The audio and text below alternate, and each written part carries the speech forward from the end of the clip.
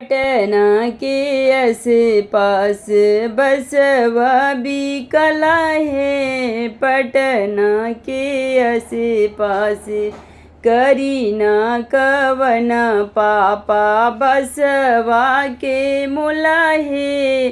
करीना कवन पापा बसवा के मोला है। बसवा कटई पापा मड़ो दिन छवाई हो।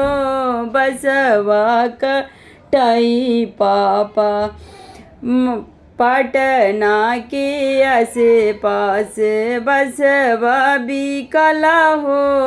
करना कवन भैया बसवा के मोला हो। करीना कवन भैया बसवा के मोला हो। बसवा कटाई भैया मड़वा छवाई हो।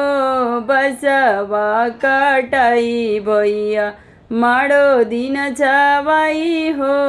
मड़वा छवाई भैया विधिया कराई हो।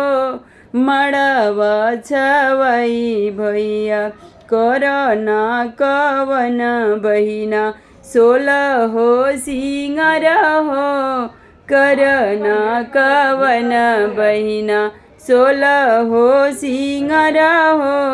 16 हो सिंगार कई मड़ुआ भैली खड़ हो। 16 हो सिंगार कई मड़ुआ भैली खड़ हो। घोड़ावा चढ़ल अइले दुल्हा कवन हो। घोड़ावा चढ़ल अइले दुल्हा कवन हो। आजू तो बाड़ो दीदिया हमारी महलिया हो। आजू तो बाड़ो दीदिया हमारे मड़ुआ हो। काले तो जैबू दीदी सुंदर बरसत हो। काले तो जैबू दीदी सुंदर बरसत हो। पटना के आस पास बसवा बिकला हो।